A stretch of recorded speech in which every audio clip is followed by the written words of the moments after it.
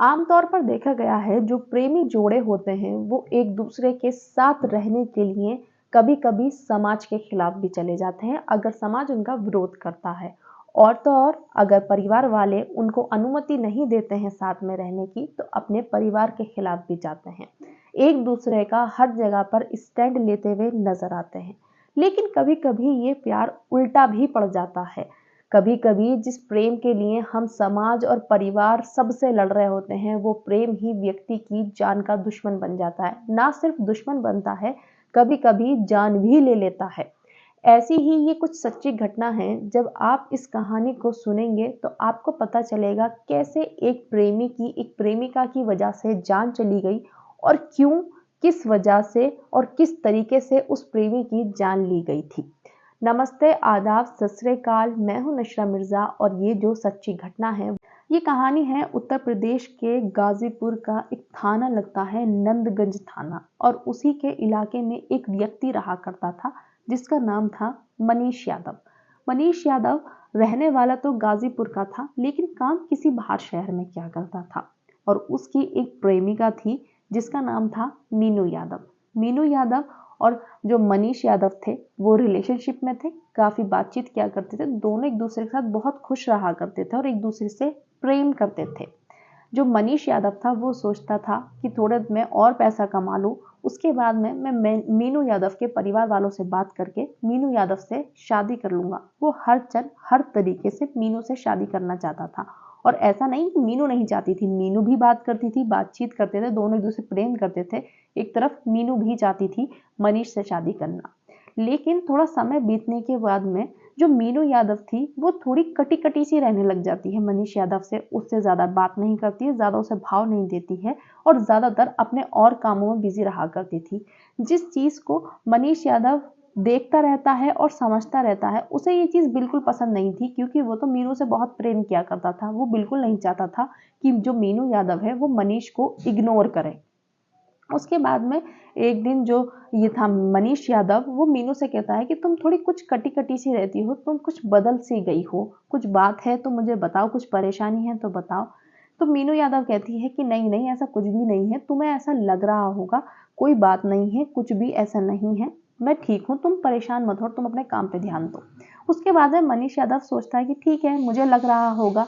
लेकिन जो मीनू यादव थी उसका रवैया बिल्कुल बदलता जा रहा था और मनीष इस चीज को बहुत अच्छे से समझ रहा था। बार बार मीनू से पूछने के बाद मीनू मना कर देती थी कि नहीं ऐसा नहीं है, तुम्हें ऐसा लग रहा है। एक तरफ वहां मीनू मनीष से छुटकारा पाना चाहती थी। जो मनीष था उससे उब चुकी थी और वो चाहती थी कि बस ये जो रिश्ता है ना अब यहीं पर ये समाप्त हो जाए। उधर मनीष तो शादी के ख्वाब देख रहा था और मीनू रिश्ते को खत्म करने की सोच रही थी। एक दिन जो मनीष था वो काफी परेशान होता है और वो कहता है कि क्या बात है, तुम मुझे आज बताना ही पड़ेगा। तो वो कहती है कि नहीं ऐसा नहीं है। और फिर वो बहुत जिद करता है, वो कहता है मैं तुमसे कुछ नहीं कहूंगा, मुझे कुछ तो लग रहा है और तुम आज मुझे बता ही दो। तो मीनू कहती है मैं तुमसे छुटकारा पाना चाहती हूँ, मुझे अब तुम्हारे साथ नहीं रहना।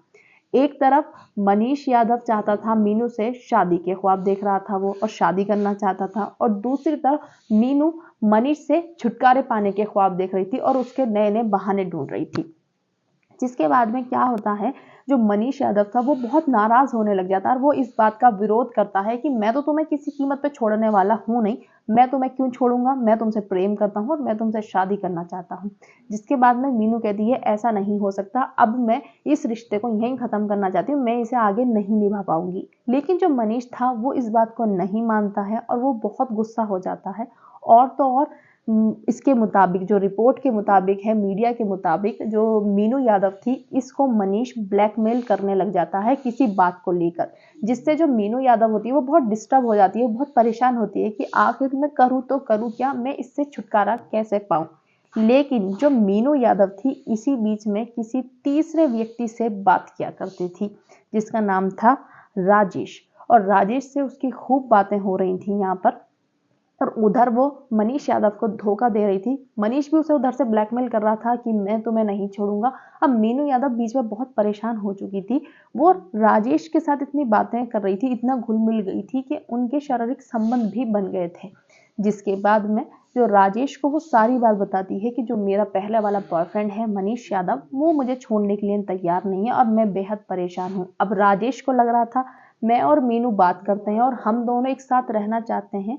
अब ये बीच में मनीष यादव हमारे रोड़ा बनना है, अब हमें इसे किसी भी तरीके से रास्ते से हटाना पड़ेगा। मीनू यादव और जो राजेश था वो मिलकर मनीष यादव को रास्ते से हटाने की प्लानिंग करते हैं। जिसके बाद में ये मीनू उसको बहला फुसलाती है और कहती है कि चलो ठीक है, मुझसे गलती हो गई और मैं बहुत परेशान सी हो गई थी, इस वजह से तुमसे छुटकारा पाना चाह रही थी, खत्म करो, अब हम दोबारा से अपनी सारी चीजें सही कर लेते हैं और ठीक से रहना शुरू करते हैं। अब जो मनीष यादव था बेचारा, वो इस बात में आ जाता है और वो सोचता है कि ठीक है। इसके बाद में क्या होता है, जो ये दोनों प्लान बना चुके थे उसको रास्ते से हटाने का, राजेश और मीनू, मीनू एक दिन मनीष को बुलाती है वाराणसी रेलवे स्टेशन पे मिलने के लिए और मनीष खुशी खुशी आ जाता है मीनू से मिलने के लिए।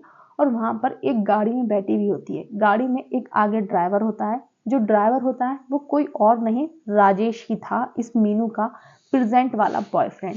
और ये पीछे वाली सीट पर मनीष के साथ में बैठ जाती है। अब थोड़ा रास्ता जैसे ही कटता है तो ये जो थी मीनू, मीनू उसको कुछ पिलाने की कोशिश करती है, कुछ पानी में कुछ नशीला पदार्थ वगैरह देने की कोशिश करती है। किसको? मनीष यादव, जिसे मनीष यादव मना कर देता है कि नहीं मुझे प्यास व्यास मुझे कुछ नहीं पीना। वो इतना खुश था मीनू यादव से मिलने के लिए कि उसे ना तो प्यास लगती है ना भूख लगती है। जिसके बाद में थोड़ा वक्त गुजर जाता है और ये जो ड्राइवर था राजेश, ये खुद ही गाड़ी को नंदगंज थाने का जो हाईवे है, धामोपुर हाईवे, उस पर गाड़ी को चढ़ा देता है और वहां ले जाने के बाद में ये मनीष के ऊपर ये गाड़ी को रोकता है साइड में और मतलब खाने पीने के उससे तरीके से जो मीनू यादव थी वो गाड़ी रुकवा देती है। और वहां पे कोई दूर दूर तक दिख नहीं रहा था, हाईवे पे सब बहुत तेजी से चलते हैं और कोई भी एक दूसरे को देखने के लिए रुकता नहीं है। ये लोग उतर जाते हैं वहां पे और वहां पर ये जो मनीष था उसकी सर पर पीछे से जो रॉड होती है उससे वार कर देते हैं। जिसके बाद में जो मनीष था वो घायल हो जाता है और उसके कुछ इतनी ज्यादा चोट लग जाती है सर में कि उसकी हत्या हो जाती है और उसे वहीं छोड़कर ये जंगल में फेंक कर दोनों फरार हो जाते हैं। जिसके बाद में पुलिस को खबर मिलती है कि जंगल में मतलब झाड़ी में एक लाश पड़ी है नंदगंज थाने के धामोपुर हाईवे पर। पुलिस वहां मौके पर पहुंचती है और देखती है कि वहां पे जो लाश थी वो मनीष यादव होता है, जो गाजीपुर का रहने वाला था। और जब पूरे मामले की तहकीकात करते हैं तो पता चलता है इसकी ही जो प्रेमिका थी मीनू यादव और जो उसका नया बॉयफ्रेंड था राजेश ने, दोनों ने मिलकर मनीष की हत्या करी। जिसके बाद में पुलिस ने मीनू यादव और राजेश को गिरफ्तार कर लिया और दोनों को जेल भेज दिया। मनीष यादव जिस लड़की के लिए इतनी मेहनत कर रहा था और जिससे शादी करना चाहता था और तो और सबके खिलाफ जाने के लिए तैयार था कि कुछ भी हो जाए इस लड़की से शादी करनी है, वही उसकी मौत का कारण बन गई।